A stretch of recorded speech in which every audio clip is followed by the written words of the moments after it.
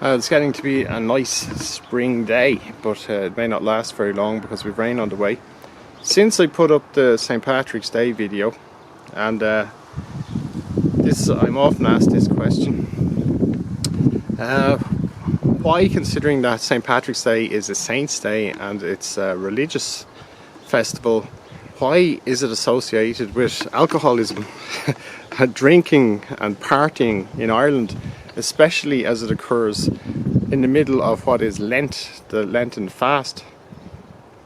And it's kind of a peculiar story.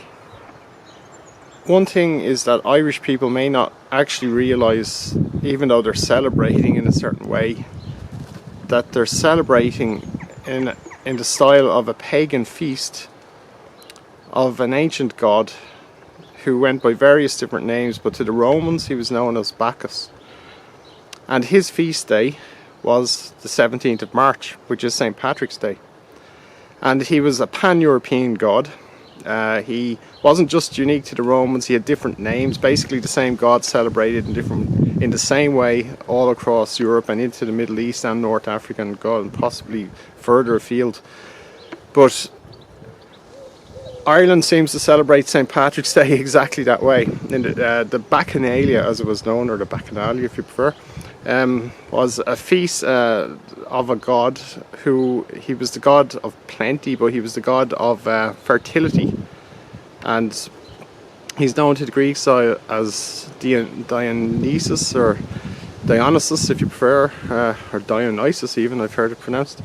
And basically he celebrates the coming of light. He seems to be associated with the sun and the growth of vegetation. In particular, he's especially associated with the growth of the vines, and vines start growing around this year. I have one in myself, so you can see it's starting to come back to life.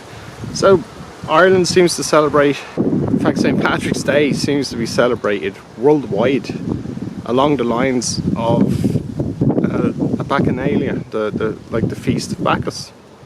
And it is his feast day, so it does make sense. It could be a case of a saint being pasted over an ancient god, as happened many times, in an attempt to kind of get rid of the god. But at the same time, we have to remember that traditionally St. Patrick is a Roman Briton, but he would have taken Roman culture to Ireland in some degree.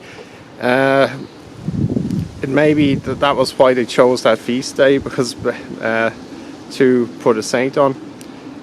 Although the Romans didn't conquer Ireland, and they didn't conquer a lot of Scotland either, most of Scotland, we know there were Romans in Ireland, and in fact on Bray Head, which overlooks Greystones, where I made that video, a Roman burial was found. I think it was in the 1880s, but a proper Roman burial, a Roman person in Roman attire with the various accoutrements of a normal Roman burial was found on Bray Head.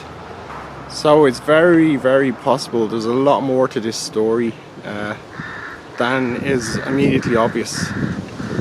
We'll see. I'll delve into this a little bit deeper maybe at another time, but it is very interesting.